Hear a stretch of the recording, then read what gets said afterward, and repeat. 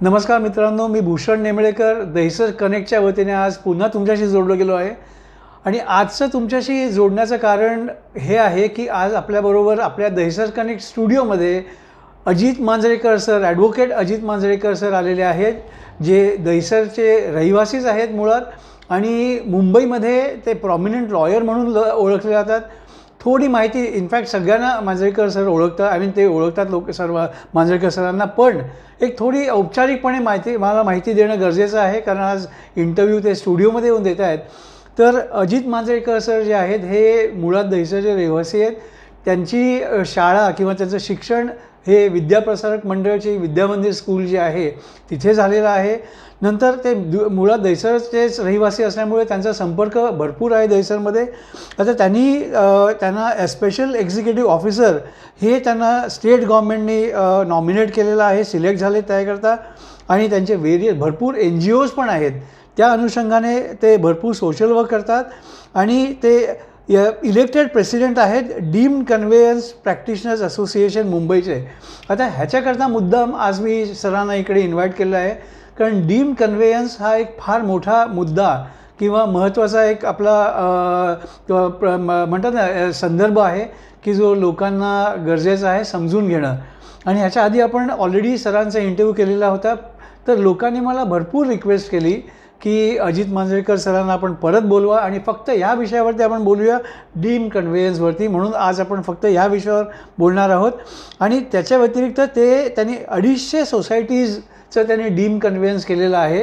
हे फार भूषणास्पद आहे त्यांच्या करिअरमध्ये. आणि 50 सोसायटीज जे आहेत ते रिडेव्हलपमेंटचं आहे त्यांचं, ही हॅज ऑलरेडी कम्प्लिटेड. तर ह्या अनुषंगाने आपण सरांना इकडे बोलवलं असल्यामुळे आपण त्यांना ह्याच विषयावरती चर्चा करूया. आणि as founder and editor in chief मी तुम्हाला वेलकम करतो. सर, मला तुम्हाला फक्त सगळ्यात पहिला प्रश्न असं विचारायचं आहे की अगदी कॉमन मॅनच्या शब्दामध्ये ज्याला आपण म्हणतो की सोसायटीमध्ये डीम्ड कन्व्हेयन्स का लागतं, ह्याच्याबद्दल जर तुम्ही बोललात तर फार बरं, इट विल बी बेटर.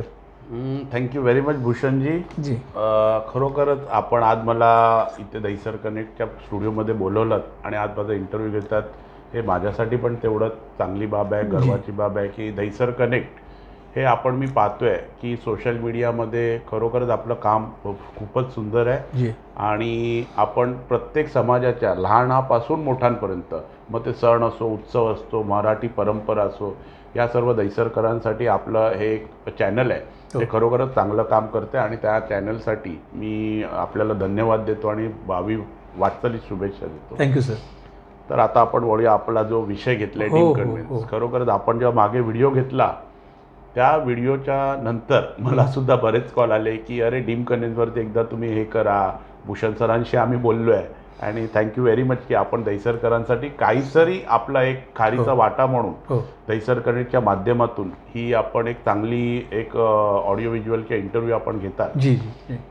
साहेब, दहिसरसाठी आणि दहिसर कनेक्टसाठी मी एवढंच म्हणेन की दहिसर हे आपलं दहिसर, म्हणजे आम्ही इथे लहानाचे मोठे झालो, आपण इथेच वाढलो, तुम्ही सुद्धा इकडचेच रहिवासी आहात, मॅडम सुद्धा आहेत. आणि निमलेकर क्लासेस हे सुद्धा वन ऑफ द, म्हणजे माझ्याकडे जे येणारी लोक आहेत ते निमलेकर क्लासेसचेच विद्यार्थी बहुतांश असतात, जे आज म्हणजे नवीन युवा पिढी आहे ही आपल्याच माध्यमातून इथे कुठेतरी निर्माण झालेली आहे. त्याचा सुद्धा आम्हाला चांगलं वाटतं, एक अभिमान वाटतो. Thank you sir. तर निमलेकर सर, असं आहेत ना की डीम्ड कन्व्हेयन्स हा विषय खरंच दहिसरकरांसाठी तर फार मोठा आहे. कारण का डीम्ड कन्व्हेयन्स म्हणजे काय, म्हणजे कन्व्हेयन्स म्हणजे काय हे आपण सर्व थोडक्यात जाणून घ्या. कन्व्हेयन्स म्हणजे काय की आपल्याला जो आपला भूखंड आहे किंवा जी सोसायटी, जी इमारत जी ज्या जागेवरती उभी असते, ज्या जागेचा मालकी हक्क तुमच्या संस्थेला घ्यायचा असतो, ज्या रजिस्टर्ड संस्थेला, त्याला म्हणतात कन्व्हेयन्स. कन्व्हेयन्स म्हणजे तुम्हाला जमिनीची मालकी ही संस्थेच्या नावावरती करून घेणं. आता असं आहे की संस्थेच्या नावावरती मालकी होत असताना काय करायचं असतं, किंवा एक सर्वसामान्य माणूस म्हणून आपण विचारतो की बाबा आम्हाला कन्व्हेयन्स करायचं आहे तर आम्ही काय करू. तर माझं एक म्हणणं असतं की कन्व्हेयन्स मालकी मिळण्यासाठी डीम्ड कन्व्हेयन्स हा सगळा नंतरचा विषय. आपण काय करतो, मुळात आपल्याला फ्लॅट घ्यायचा असेल, आपण फ्लॅट घेण्यासाठी त्या फ्लॅट विकणाऱ्या विकासकाकडे जातो किंवा त्या फ्लॅट ओनरकडे जातो. तसंच आपल्याला सिम्पल प्रोसिजरमध्ये सांगायचं म्हटलं, कारण का आपण म्हटलं की एक सामान्य माणसांना कळेल असं, हे खरंच मला आय ॲप्रिशिएट दिस एफर्ट. कारण का बऱ्याच वेळी आम्ही सेमिनार घेतो, इंटरव्ह्यू घेतो, आम्ही आमच्या प्रवाहामध्ये आमच्या लिगल भाषेमध्ये बोललं जातं, पण याच्यामध्ये कॉमन मॅनला समजताना थोडंसं कन्फ्युजन होतं किंवा त्यांना त्याची कोणाचं तरी परत सहाय्य घ्यावं लागतं. हा कन्सेप्ट आय रिअली ॲप्रिशिएट. आणि अशा पद्धतीने पुढचे इंटरव्ह्यूज किंवा असे सर्व घेतले जावे की जेणेकरून सामान्य माणसांपर्यंत हे ज्ञान कसं पोचता येईल.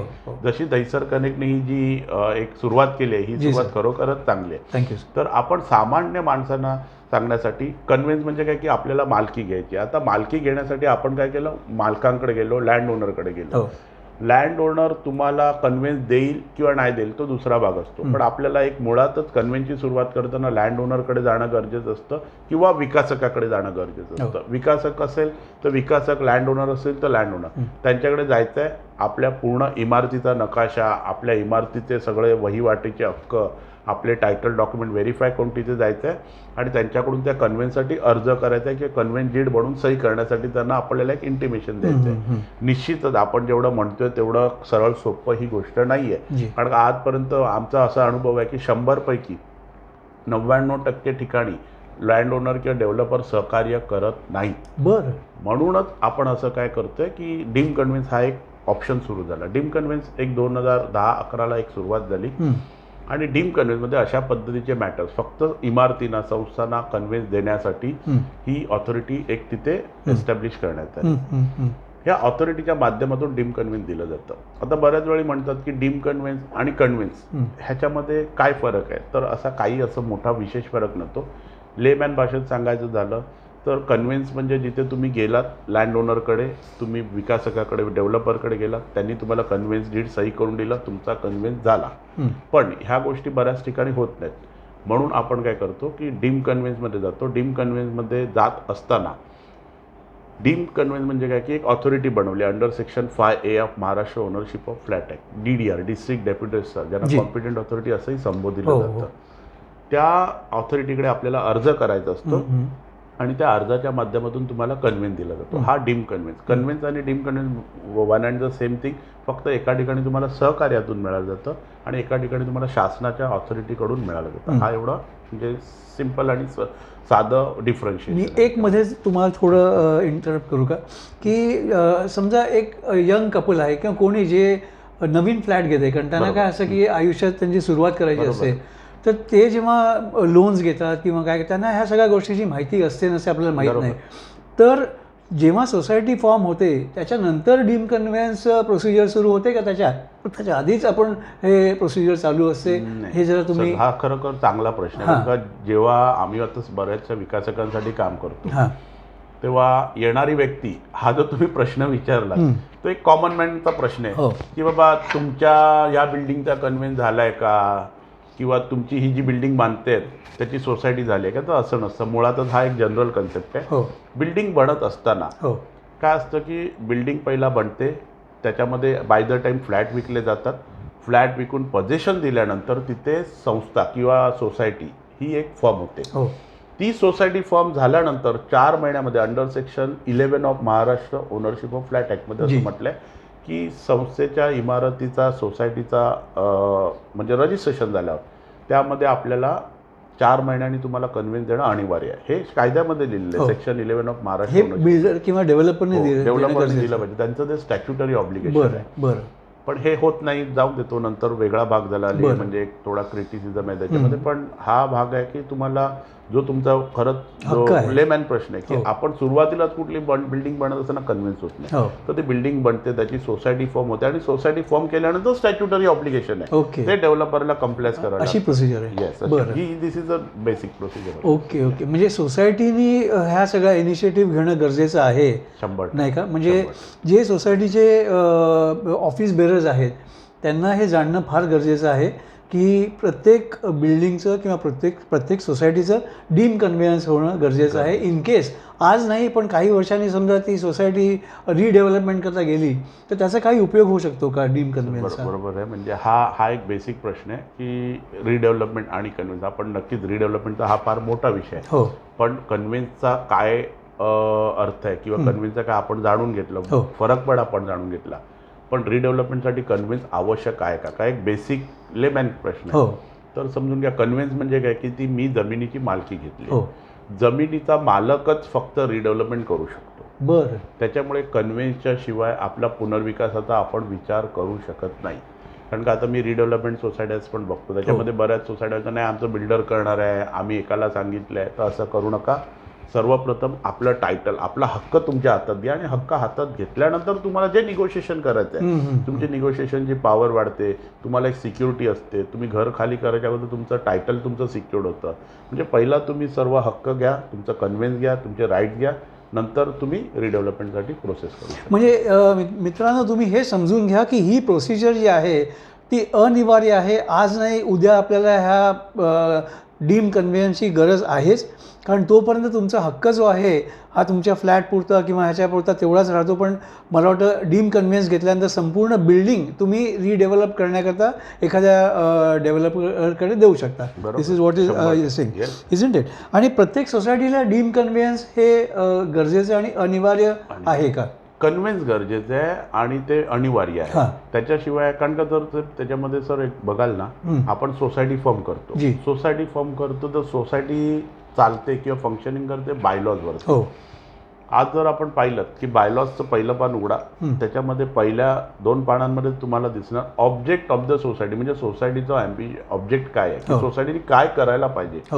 त्यामध्ये आपण पाहिलं तर पहिलाच ऑब्जेक्ट आहे की to obtain the title of the society's plot, म्हणजे आपल्याला संस्थेच्या इमारतीचा कन्व्हेन्स घ्यायचा आहे. हे मुळातच आपल्या बायलॉजमध्ये लिहिलं आहे. त्याच्यामुळे संस्थेला अनिवार्यता आहे आणि ही ऑफिस बेररची, संस्थेची प्राथमिक जबाबदारी आहे. अच्छा, बरं. मला असं विचारायचं आहे की ह्याचे बेनिफिट म्हणजे जे आहेत ते सोसायटीला किंवा इंडिव्हिज्युअल फ्लॅट ओनर्सना काही तुम्ही सांगू शकता की? नक्कीच. बेनिफिट्स ऑफ द सोसायटी जर तुम्ही म्हटलं तर संस्थेचा बेनिफिट तर मी नक्कीच बोलेन की असतोच, पण कन्व्हेन्स बेनिफिटवरती घ्यावा किंवा बेनिफिट नाही आहेत म्हणून नाही घ्यावा, हे मुळात धोरण चुकीचं आहे. कारण का काय होतं की तुमच्या मालकीचा जरी तुमच्या प्लॉटमध्ये पोटेन्शियल नाही, कारण का दहिसर कनेक्टमध्ये आपण बसलो आणि दहिसरच्या बाबतीत मी महत्त्वाचं बोलीन की आता बऱ्याच संस्थांना पोटेन्शियल नाही आहे. आता आपण पाहत असेल की रिडेव्हलपमेंट होताना दहिसरमध्ये अशी बोंब आहे, आमच्या बिल्डिंगचं सिव्हिल एव्हिएशनमुळे काही हाईट मिळत नाही म्हणून डेव्हलपर येत नाही, आमच्या बिल्डिंगचा कन्झ्युम FSI जास्त झाला असं तो बिल्डर सांगतो, आम्हाला त्याच्यातलं काय माहीत नाही, बिल्डर बोलतो तुमची बिल्डिंग नाही बनवू शकत. म्हणजे अशा बऱ्याच बाबींमुळे गोष्टी अडकत आहेत रिडेव्हलपमेंटच्या. पण मी खरं सांगेन सर, आपण जे म्हणतो की आपलं जे मूल असतं ते काळं असेल गोरं असेल ते आपलं असतं आणि त्याचं आपल्याला पूर्ण पालन पोषण करायचं असतं. त्याच्यामुळे आपला जो संस्थेचा प्लॉट आहे त्याच्यामध्ये पोटेन्शियल आहे नाही आहे हा नंतरचा भाग झाला सर, पण आपल्याला त्याचा कन्व्हेन्स करून घेणं आणि आपल्या मालकीचा हक्क आपण मिळवणं हे अनिवार्य आहे. आता तुम्ही जो महत्त्वाचा प्रश्न म्हटला की बेनिफिट्स म्हणजे काय, तर बेनिफिटमध्ये सर मी सांगेन की तुम्हाला जेव्हा कन्व्हेन्स घेता त्या कन्व्हेन्सच्या वेळी त्याच क्षणी ज्या दिवशी रजिस्ट्रेशन झालं त्याच क्षणापासून भविष्यात येणारे पूर्ण फायदे संस्थेचे असतात. आता भविष्यात पुढचे फायदे काय, तर पुढचे फायदे म्हणजे काय, त्या प्लॉटचा FSI असेल, त्या प्लॉटचा TDR असेल, त्या प्लॉटमध्ये काही ज्या पण भविष्यात येणारे बेनिफिट्स असतील ते. दुसरी गोष्ट, तुम्हाला बऱ्याच संस्थांमध्ये, आता मी स्वतः मुंबई डिस्ट्रिक्ट बँकेच्या पॅनलवरती काम करत होतो, अभिषेकजी आता आपल्यात नाही आहेत, मी रिअली सॅड डिमाइस आपण पाहिलं असेल, पण त्यांच्याबरोबर मी बऱ्याच संस्थांना यामध्ये गाईड केलं आणि मुंबई डिस्ट्रिक्ट बँकमधून मॉर्गेज लोन एक चालू होतं की तुमचा जर संस्थेचा कन्व्हेन्स असेल तर you can avail the loan against your property, land with structure. त्याच्यामुळे तुम्हाला एक नॉमिनल रेटमध्ये लोन पण मिळतं. जर ते कन्व्हेन्स असेल, तुमची मालकी असेल, तर निश्चितच you can avail the benefit of that. तुम्ही कन्व्हेन्स असल्यामुळे तुम्ही रिडेव्हलपमेंटला ॲट व्हेरी नेक्स्ट डे जाऊ शकता. कारण का कसं असतं, रिडेव्हलपमेंट जाण्यासाठी कन्व्हेन्स तुमचं टायटल असणं गरजेचं असतं. जर आज तुमच्याकडे आहे तर जो रिडेव्हलपमेंट करायचं असेल कन्सेप्ट किंवा जो तुमचा रिझोल्युशन असेल ते इझिली आणि लगेच इमिजिएटली ते एक्झिक्यूट होऊ शकतं. त्याच्यानंतर बऱ्याच वेळा आपण पाहतो की संस्था काय करतात, 25 वर्ष जुन्या आहेत, 30 वर्ष जुन्या आहेत, त्याच्या ब्युटिफिकेशनला लाखो करोडो रुपये खर्च करतात, पण त्याचं टायटल मुळात नसतं. उद्या जर काही दुर्घटना घडली तर त्यावेळी आपल्या जमिनीच्या मालकीचा वाद हा फार मोठा होतो. आपण तिथे राहत नसतो, बिल्डिंग तिथे हयात नसते, कधी एन्क्रोचमेंट झाली काय झाली. तर ह्या गोष्टींसाठी आम्ही नेहमीच सांगतो, आपल्यात एक लक्ष्मी छायाकडून बोरुलीला एक बिल्डिंग पण पडली होती, आपण जर माहिती असेल तर त्या बिल्डिंगमध्ये असंच झालं, कन्व्हेन्स नसल्यामुळे तिथे बिल्डिंग पूर्ण कोलॅप्स झाली. त्यानंतर तो कन्व्हिन्स करण्यासाठी त्यांचं 1 ते 1.5 वर्ष गेला. CA प्रभू जे आहेत ते माझे पण कलिग आहेत, is a senior to me, आणि त्यांनीसुद्धा या गोष्टीत फार R&D रिसर्च अँड डेव्हलपमेंट करतात. त्यांच्याबरोबर सुद्धा आम्ही बऱ्याच सेमिनार घेतोय. तर कन्व्हिन्स असल्यामुळे तुम्हाला फायदे तर नक्कीच आहेत. हो. आणि ते तुम्हाला वेळेमध्ये करून घेण्यामध्ये तर तुमची सिक्युरिटी आहे. आणि ह्या सगळ्या गोष्टींमुळे कन्व्हिन्स करणं हे फायद्याने नुसतं तुम्ही पाहू नका, तर हा तुमचा एक मालकी हक्क आहे, तो तुम्हाला मिळायलाच पाहिजे आणि तो तुम्ही मिळवून घ्या. त्याच्यानंतर जे विंडोज ओपन होणार आहेत ते निश्चितच आज सरकारची धोरणं पण ह्या संस्थेच्या बाबत फारच चांगली आहेत. त्याच्यामुळे आपल्याला काय होतं की नवीन नवीन गोष्टी आपल्याला येणार आहेत, त्या सगळ्या सोसायट्या ग्रॅप करू शकतात. मग ते हाऊसिंग लोन असेल, तुमचं मॉर्गेज लोन असेल. आता बँकच्या पण अशा निदर्शनास येतं की कन्व्हिन्स असल्यामुळे आम्हाला लोन द्यायला थोडं सोयीस्कर होतं. तर उद्या बँक पण पॉलिसी काढू शकतं की बाबा ज्या संस्थेना कन्व्हिन्स असेल त्याच रिसेलच्या बिल्डिंगला आम्ही लोन देणार. तर अशा वेळी आयत्या वेळी संस्था धावायला लागतील. त्याच्यापेक्षा ह्या मुळात हळूहळू ही जी धोरणं होणार आहेत ही ultimately in the benefit of the society आहे. तर सोसायटीचा कन्व्हिन्स होणं हा अनिवार्यच आहे. Very good. म्हणजे मला अगदी माझ्या मित्रांना हे सांगायचं आहे व्ह्युअर्सना की जर का आपलं कन्व्हिन्स असेल तर बाय डिफॉल्ट बँक्स तुम्हाला सपोर्ट करतील. जसं सरांनी म्हटलं की मुंबई डिस्ट्रिक्ट बँक जी आहे हे पण सपोर्ट करेल. त्याच्या व्यतिरिक्त इतर बँक्स उद्या समजा त्यांनी असं काही एक हे घेतलं की बाबा धोरण आणलं की नाही तुमच्या सोसायटीचं कन्व्हिन्स असेल तरच आम्ही तुम्हाला लोन देऊ शकतो किंवा तुम्हाला सपोर्ट करू. तर ही वाट न पाहता आपण कन्व्हिन्स करून घेणं म्हणजे हे आपल्या संपूर्ण फॅमिलीला आणि आपल्या सोसायटीला सेक्युअर करणं असं माझं वैयक्तिक मत झालेलं आहे ऐकून सरांकडनं. Am I right or wrong? Yes yes absolutely. Very good. Sir ह्याच्याकरता रिक्वायरमेंट्स काय असतील? म्हणजे एखादी सोसायटी अगदी नीट चाललेली आहे, त्यांना माहिती नाही आहे समजा की कन्व्हिन्स करणं गरजेचं आहे, तर त्यांच्याकडे काय अपेक्षित आहे त्यांच्याकडनं की what they should give as papers for the deem conveyance? Sir खरंच एक बेसिक आणि तुमची जी इंटरव्ह्यू घेण्याची जी पद्धत आहे ती खरंच आय रिअली ॲप्रिशिएट. कारण का तुम्ही कसं पूर्ण ग्राउंड लेवलला आणि सामान्य माणसासाठी केलेलं काम हे खरोखरच इथे जाणवते. Thank you sir.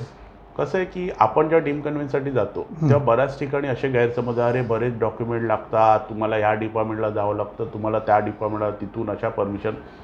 हे असं काही नसतं सर. मी खरं सांगेन कारण का आज मी 250हून जास्त संस्थेचा कन्व्हिन्स केला आहे. मी स्वतः डीम कन्व्हिन्स प्रॅक्टिशनर असोसिएशनचा प्रेसिडेंट आहे. त्याच्यामुळे आम्ही ह्या गोष्टींचं सर्व लक्ष देतो आहे की कमीत कमी डॉक्युमेंट आपल्याला घ्यावे लागतील. आणि हे सर्व डॉक्युमेंट आजच्या तारखेला ऑनलाईनसुद्धा मिळतात बहुतांश डॉक्युमेंट, आणि सोसायटीच्या रेकॉर्डला असतातच असतात. बरं. त्याच्यामुळे आपल्याला असं विशेष असे काही एफर्ट्स घ्यायचे वगैरे असं काही नसतं. तर तरी मी तुम्हाला सांगेन की विवर्ससाठी एक आपल्याला आपण त्यांना एक लिस्ट देऊया की बेसिक डॉक्युमेंट हे प्रॉपर्टी कार्ड हे सर्व संस्थांमध्ये असतं. हे ऑनलाईनसुद्धा मिळतं आणि प्रत्येक ॲग्रीमेंटच्या मागे ते आपल्याला लागलेलं असतं. दुसरं जे डॉक्युमेंट आहे एक 7/12 उतारा असेल तर 7/12 उतारा तो सुद्धा ऑनलाईन मिळतो तुम्हाला. तुमच्या डॉक्युमेंटच्या मागे ॲग्रीमेंटच्या मागे लागलेला असतो. त्याच्यानंतर तुम्हाला बिल्डिंगचे अप्रूव्ड प्लॅन पाहायचे असतात, व्हेरीफाय करायचे. तो ब्ल्यू प्रिंट सर्वच याच्यामध्ये असते. नसेल तर तुम्हाला ती सुद्धा नवीन बिल्डिंग असेल तर ऑनलाईन मिळू शकते. अदरवाईज तुम्हाला BMCच्या बिल्डिंग डिपार्टमेंटमध्ये जाऊन ते इझिली RTI टाकून तुम्हाला विदिन 15-20 डेज मिळतं. बरं. त्या बिल्डिंगच्या अप्रूव्ड प्लॅन बरोबर तुम्हाला IOD-CC म्हणजे बिल्डिंगची बांधकाम परवानगी, मुळात मराठीत म्हटलं तर बांधकाम परवानगी असतात, त्याच्या कॉपीज लागतात. सगळे झेरॉक्स डॉक्युमेंट लागतात, सेल्फ असेस्टेड बाय दी सोसायटी. हे तुम्हाला बेसिक डॉक्युमेंट लागतात. त्याच्यानंतर ऑक्युपेशन सर्टिफिकेट जर बिल्डिंगला असेल तर तुम्हाला त्या ऑक्युपेशन सर्टिफिकेटची एक कॉपी लागते. OC आपण ज्याला म्हणतो. त्याच्यानंतर तुम्हाला latest property card assessment bill असतं. आता काय की बराचसा थोडासा गैरसमज, सोसायटीचं असेसमेंट बिल का इंडिव्हिज्युअल फ्लॅट्स असं मी त्याच्यावर देतो की आता कसे गैरसमज झाले आहेत की सोसायटीचं असेसमेंट बिल आता इंडिव्हिज्युअली पण झालं आहे. जुन्या बिल्डिंगला कॉमन होतं. तर आपल्याकडे जे अवेलेबल डेटा असेल त्या पद्धतीचं इंडिव्हिज्युअल असेल तर इंडिव्हिज्युअल असेसमेंट, कॉमन असेल तर common. It is a kind of की बाबा संस्थाची इमारत ही महानगरपालिका असेस करते ओनली फॉर दॅट पर्पज. बरेच लोक आम्हाला असाही प्रश्न विचारतात, सर आमच्या असेसमेंट बिलमध्ये एवढं पेंडिंग ड्यूज आहे तर आमचं होईल का? त्याचा आणि डीम कन्व्हिन्सचा काडी मात्र संबंध नाही. म्हणजे निश्चितच संस्थेचं जे देणं आहे ते द्यायला लागणारच आहे.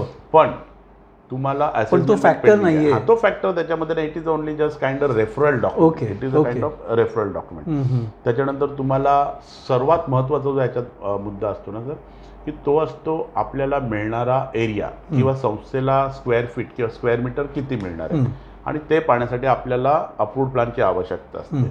आणि त्या अप्रूव्ड प्लॅनमध्ये जो एरिया असणार तो तुम्हाला कन्व्हिन्सच्या माध्यमातून मिळणार. आता तुम्हाला हे सर्व बाय द टाईम आपण डॉक्युमेंटेशन करत असतो, पण आम्हाला आता एवढ्या संस्था केल्यानंतर एक महत्त्वाचं निदर्शनास येतं की कन्व्हेन्स हे अल्टिमेटली रजिस्ट्रेशनला जेव्हा जातं तेव्हा तिथे सर्व सभासदांचे, सर्व मेंबर्स ऑफ द सोसायटीचे तुम्हाला अग्रीमेंट्स लागतात and that should be properly stamp duty paid, म्हणजे ते स्टॅम्प ड्युटी भरलेली असली पाहिजे. तर ह्यामध्ये संस्थेचे सभासद कधी सहकार्य करतात नाही करत, यामुळे थोडासा आपल्याला डिले प्रोसेस होतं. पण तुम्हाला जर निश्चितच ह्या गोष्टीचा आधीपासून तुम्ही इमिजिएटली कन्व्हिन्स सुरू करता करताच जर ही प्रोसेस पण सुरू केली तर आपण डेफिनेटली याच्यामधून पण चांगले मार्ग काढू शकतो. कारण का आता ॲट प्रेझेंट ॲम्नेस्टी स्कीम ही 30 जूनपर्यंत आपल्याला एक्सटेंड केलेली आहे. तर ॲम्नेस्टी स्कीममध्ये तुम्हाला पेनल्टी आजच्या तारखेला 400% होती. ही ॲम्नेस्टी स्कीम असल्यामुळे तुम्हाला पेनल्टी जी आहे ही फार नॉमिनल केलेली आहे. आता ती प्रत्येक डॉक्युमेंटला प्रत्येक इयरवरून सगळी ती डिफाईन होणार आहे, बायफर्केट होणार आहे. तर ते डॉक्युमेंट बघून आपल्याला निश्चितच कमीत कमी पेनल्टीमध्ये तुम्हाला ॲम्नेस्टी स्कीमचा लाभ घेऊन इंडिव्हिज्युअल सभासद हा आपण त्याच्यामध्ये बेनिफिट. मी एक प्रश्न विचारू ह्या अनुषंगाने की ॲम्नेस्टी स्कीमचा आपल्या व्ह्युअर्सनी फायदा घेणं गरजेचं आहे so that they isn't it. Yes. कारण काय होतं की लोकांना माहीत नसतं, लोकांना वेळ नसतो कुठच्याही गोष्टीचा. जर मित्रांनो हा जर तुम्ही इंटरव्ह्यू पाहत असाल सरांचा, ॲडव्होकेट मांजरेकर सरांचा, तर त्यांनी एक अतिशय महत्त्वाचा मुद्दा मांडलेला आहे की जूनपर्यंत ॲम्नेस्टी स्कीम जी आहे ती आपल्या इकडे वाढवली गेलेली आहे. तर तुम्ही जर का हे तुमचे डॉक्युमेंट्स नीट हे केलं म्हणतात, तुम्ही काय पेनल्टी भरली अगदी नॉमिनल, तर आय थिंक तुमचं लिगलाइज होईल आणि it will be better for the society members to apply for the deem conveyance. Is it? कारण काय ह्याची आवश्यकता लागणार आहे ती आपण आत्ताच करून घेतली तर तुम्हाला डीम कन्व्हिन्स किंवा कन्व्हिन्सच्या बाबतीमध्ये तुम्हाला त्याचं बेनिफिट होईल. आणि जो 400% जो भुर्दंड आहे तो कुठेतरी तुम्हाला कमी होऊन एकदम नॉमिनल 10% पर्यंत पेनल्टी आहे, 20% जे आहे त्याचे स्लॅब्स आहेत वेगळे, त्या पद्धतीने तुम्हाला नॉमिनल पेनल्टी भरून तुमचं डॉक्युमेंट रेग्युलराईज केलं जाईल असा हा. Very good, very good. आणि ह्याच्यामध्ये कुठच्या अथॉरिटीज ज्या आहेत ह्या इन्वॉल्ड असतात, म्हणजे just from the knowledge of a common man की डीम कन्व्हिन्स करता कुठच्या अथॉरिटी त्यांच्याकडे जाऊन आपल्याला सबमिट करायला, किंवा तुम्ही कोणाकोणाशी डील करता जेणेकरून. सर आता जेव्हा मुळात आपण डीम कन्व्हिन्सवरती तर बोलतो, पण बरीच लोक आम्हाला असं सुद्धा विचारतात की सर डीम कन्व्हिन्सच का, आम्ही दुसऱ्या ठिकाणी पण जाऊ किंवा दुसरे कोर्ट नाही आहेत का. तर मी तुम्हाला एक क्लिअरली सांगतो आणि एक थोडंसं त्याच्यामध्ये अजून बायफर्केशन देतो की कन्व्हिन्स करण्यासाठी देर आर सेव्हरल ऑथॉरिटीज. त्याच्यामध्ये मग हायकोर्ट असून दे, त्याच्यामध्ये कन्झ्युमर कोर्ट असून दे, त्याच्यामध्ये सिटी सिव्हिल कोर्ट असून दे, त्याच्यामध्ये मेट्रोपॉलिटन मॅजिस्ट्रेटमध्ये क्रिमिनल कंप्लेंटसुद्धा दाखल केली जाते. पण डीम कन्व्हिन्स आम्ही ह्याच्यासाठी प्रिफर करतो की डीम कन्व्हिन्समध्ये एका स्टिप्युलेटेड टाईममध्ये तुम्हाला रिझल्ट मिळतो.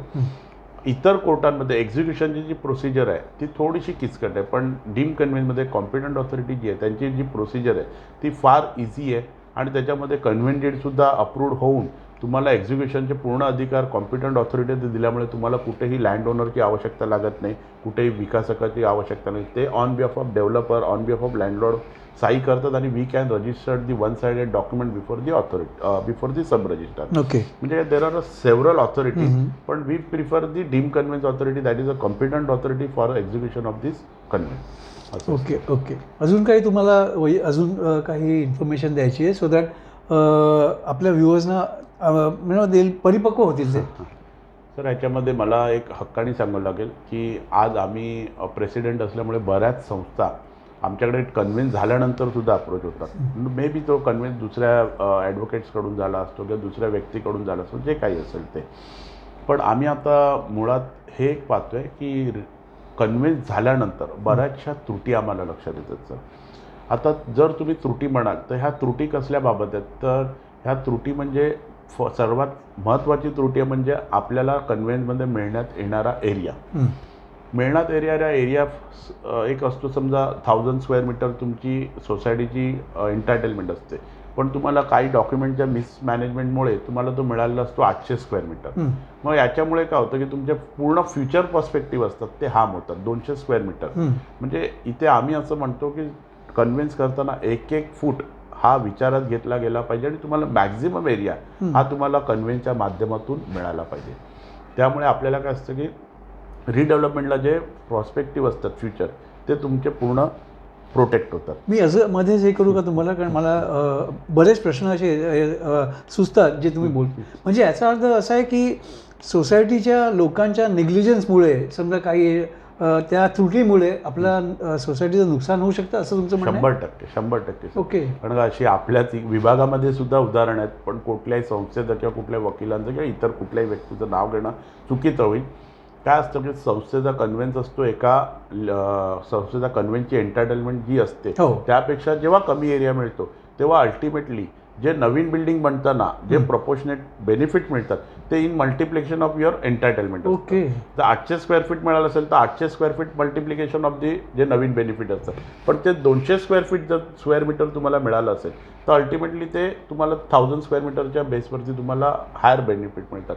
म्हणजे जेवढा कमी एरिया तेवढे फ्युचर पर्स्पेक्टिव्ह कमी, आणि जेवढा higher area, I am not saying की over and above your limit और over and above your entertainment, पण जो तुमचा हक्क आहे त्या हक्काने तुम्हाला घेणं अनिवार्य, अदरवाईज तो it will be big loss to the society. कारण का आपण जर म्हणाल, जर मी एक सिंपल उदाहरण देईन, जर संस्थेला 100 स्क्वेअर फीट 100 स्क्वेअर मीटर जर तुम्हाला कमी मिळालं आहे तर 100 स्क्वेअर मीटर म्हणजे 1000 स्क्वेअर फीट. इन जनरल आपण जे म्हणतो 10 कॅल्क्युलेशन आपण कॅल्क्युलेशन करतो. आज 100 स्क्वेअर मीटर इंटू जर ती बिल्डिंग प्रॉपरली लोकेशन आणि प्रॉपरली त्याचा रोड विचच्या हिशोबाने त्यांना 3.24 पर्यंतचा FSI देतात, तर त्याचा जो इम्पॅक्ट असतो तो 300 स्क्वेअर मीटरपर्यंत जाऊ शकतो. आता 300 स्क्वेअर फीट म्हणजे 3000 square feet. 300 square feet 300 square metre into 10.7 3000 square फीटच्या आसपास तो विभाग जातो. तुम्ही विचार करा, जर 3000 स्क्वेअर फीट प्रपोज डेव्हलपमेंटमध्ये कमी मिळालं तर you just calculate the cost of the 3000 square feet into the saleable rate.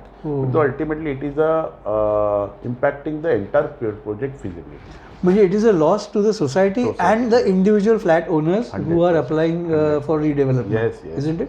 म्हणजे मित्रांनो, मला असं अतिशय मी स्वतः शिकलो आज सरांकडनं की आपले डॉक्युमेंट्स जर नीट इन ऑर्डरमध्ये असतील आणि आपला जो हक्क आहे की आपण डीम कन्व्हेन्स करून घेणं, ज्याच्यामध्ये सरांचा फार म्हणतात ना काय म्हणतात ते सहभाग भरपूर त्यांचा मोठा आहे, तर you can always take advice from Manjrekar sir किंवा इतर कोणी लॉयर्स. मी असं काही प्रोपोगेट करत नाही आहे, पण मी मांजरेकर सरांचा इंडिव्हिज्युअल ऑफिशियल नंबर जो आहे ते देखील माझ्या राईटअपमध्ये देईन.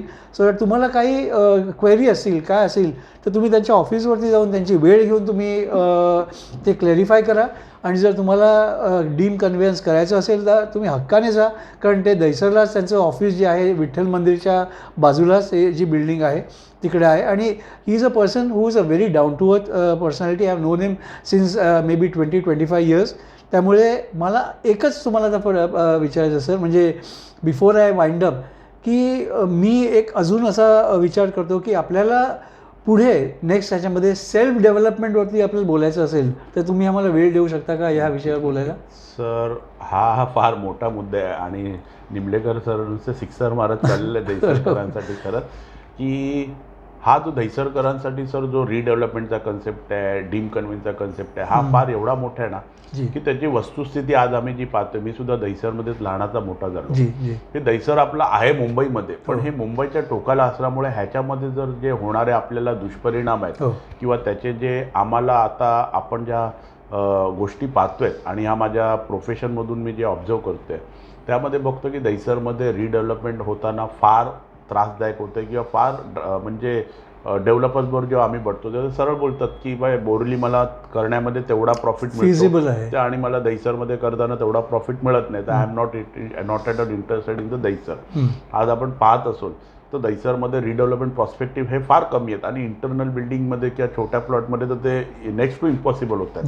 तर या गोष्टींमध्ये सेल्फ डेव्हलपमेंट हा एवढा चांगला पर्याय की आपली बिल्डिंग आपण स्वतः बांधू शकतो. आणि आम्ही सुद्धा अशा प्रकारे 2 बिल्डिंग आता केलेल्या आहेत. त्याच्यामध्ये एक कम्प्लिशन स्टेजला आहे, एक आता अपॉइंटमेंट ऑफ दी PMC वगैरे झालेलं आहे, ज्याच्यामध्ये आपलाच भूखंड आपलाच प्लॉट आपण स्वतः डेव्हलप करायचा आहे. आणि याच्यासाठी बँकेचं तर लोन मिळतं आणि आता NBFC म्हणजे नॉन बँकिंग फायनान्शियल इन्स्टिट्यूट ह्या सुद्धा चांगल्या प्रकारे आपल्याला सहकार्य करतात. तर आपण ह्या पद्धतीने सेल्फ डेव्हलपमेंटचा पर्याय हा दहिसरकरांसाठी आजच्या तारखेला काळाची गरज आहे आणि तो समजणं काळाची गरज आहे. तुम्ही कराल नाही कराल नंतर, पण तो समजणं सर मी खरंच सांगेन अशा पद्धतीने आपण दहिसर कनेक्टमध्ये एक सर्वसामान्यपर्यंत आणि आपलं घर प्रोटेक्ट करायचा जो एक उपक्रम आहे चांगला, तो खरंच मांडण्याजोगा आहे. आणि यामध्ये लेमॅनला एक सर्वसामान्य माणसांना कळणार आहे की आपल्याला विकासक किंवा डेव्हलपर जर आपली बिल्डिंग नाही घेते किंवा आपण नाही करत आहे, तर आपण आपली बिल्डिंग बांधू शकतो का. तर आता महानगरपालिकेतून सेल्फ डेव्हलपमेंटला प्रायोरिटीज देत आहे. त्याच्यामध्ये सिंगल विंडो झालेले आहे, त्याच्यामध्ये बरेचसे प्रॉस्पेक्टिव्ह आहेत. ते रिडेव्हलपमेंटसाठी बाय डेव्हलपर आणि redevelopment by society by own म्हणजे सेल्फ डेव्हलपमेंट, ह्याच्यासाठी सुद्धा बरेचसे बायफर्केशन दिलेले आहेत. आपल्या फाईलचा स्पीडअप होऊ शकतो, त्याच्यात अजून नवीन नवीन योजना येतात. तर निश्चितच सेल्फ डेव्हलपमेंट म्हणजे एक मोठं दहिसरकरांसाठी वरदान होणार आहे. आणि दहिसरच्या जेवढ्या आज बहुतेक बिल्डिंग आहेत सर, आज माझ्याकडे मोर दॅन 15 बिल्डिंगचं अशा असतील की जे रिडेव्हलपमेंटला टेंडर टाकले आहेत, रिडेव्हलपमेंटसाठी विकासक शोधतात, पण बिकॉज ऑफ फिजिबिलिटी ते डेव्हलपरशी कनेक्ट होऊ शकत नाही किंवा डेव्हलपर त्या बिल्डिंगमध्ये इंटरेस्ट घेत नाही. तर अशा बिल्डिंगसाठी सेल्फ डेव्हलपमेंट हा खरोखरच मोठा पर्याय आहे आणि ते वरदान होणार आहे. निदान दहिसरकरांसाठी तर ह्याच्याशिवाय पर्याय या अजून थोड्या दिवसांनी दिसणारच नाही, हे माझं वैयक्तिक मत आहे. आणि निश्चितच आपण ज्यावेळी कराल ह्या पद्धतीची सेमिनार, तर आपण याच्यामध्ये आता मी एक हक्काने सांगेन की अभिषेक जी आपले पण चांगले परिचय आहेत, ते माझेसुद्धा चांगले मित्र होते. ते मुंबई डिस्ट्रिक्ट बँकेच्या डायरेक्टर बोर्ड होते. त्यांनी सुद्धा याबाबत बरंच काम केलं होतं, बरेचसे सेमिनार घेतल्या होत्या. आता त्यांचे भाऊ सौरभजी घोसाळकर यांचासुद्धा इंटरव्ह्यू मला वाटतं आपण घेतला होता. दहिसरकडे ही जलचो नॉलेजेबल आणि या गोष्टीतला तज्ज्ञ माणूस आहे. तर you will definitely get the help of him. आणि त्याच्यामध्ये आपण दहिसरकरांसाठी सेल्फ डेव्हलपमेंट कन्सेप्ट काय असतो हा आपल्याला सांगू शकतो. आणि त्याच्यामध्ये then we can explore on the your this thing social media platform, की लोकांपर्यंत जे समज आणि गैरसमज आहे बऱ्याच ठिकाणी सर तुम्हाला सगळे जे असेल ते तुम्हाला लोकांपर्यंत पोहोचवता येतील. कारण का आता जे आम्ही बघतो ना, सेल्फ डेव्हलपमेंट पहिलाच टॉपिक जेव्हा आपण घेतो ना, मेंबर बोलतो अरे भाडं नाही मिळणार आहे, अरे ती जबाबदारी कोण घेणार आहे, लोन नाही पास झालं तर आपण रस्त्यावर राहू, अरे ती बिल्डिंगची एवढं सगळं महानगरपालिकेत कोण धावणार आहे. तर या बाबतीत बरेचसे त्याच्यामध्ये लूपहोल्स आहेत. आणि त्याच्यामध्ये मी असं नाही म्हणत की 100% चांगले आहेत, नो डाऊट त्याच्यामध्ये थोडेफार लूपहोल्स पण असतील त्याच्यामध्ये. पण ह्या सर्व गोष्टी आपण जर नीट नियोजन केलं तर निश्चितच यातून सेल्फ डेव्हलपमेंट हा चांगला पर्याय आपल्या सर्व संस्थांसमोर येतो आणि तो निश्चित आपण त्याच्या ॲडॉप्ट करण्यासारखा हा पर्याय. Very good. म्हणजे मित्रांनो, माझं ऑब्झर्वेशन असं आहे, आता सरांबद्दल सरांशी मी आता बोलतो, मला असं वाटलं की मी स्वतः बऱ्याच गोष्टी शिकलो की व्हॉट इज डीम कन्व्हेयन्स, किंवा आपल्या काय राईट्स आहेत, काय ड्युटीज आहेत, काय रिस्पॉन्सिबिलिटीज आहेत. तर मला असं वाटतं की दहिसरला, जसं दहिसर कनेक्टचं आपलं एक स्वप्न आहे that we should make Dahisar as a gateway of Mumbai, you should have that concept.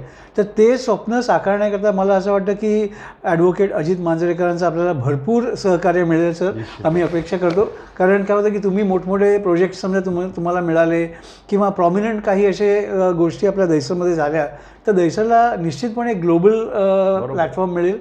आणि तोच एक प्रयत्न आहे आपला. आणि मगाशी मी बोलताना मी प्रोपोगेट करत नाही असं म्हटलं, पण मला असं वाटतं की मी I would definitely recommend advocate Ajit Manjrekar sir, because after hearing all what you have told us, we realise that you know like this is a platform where people should know की who is the right person they should approach. आणि आमचा संपूर्ण faith आहे की तुम्ही लोकांना guide कराल. नक्कीच. थँक्यू, तुम्ही आज तुम्हाला वेळ दिल्याबद्दल आणि दहिसर कनेक्ट स्टुडिओमध्ये आल्याबद्दल. थँक्यू.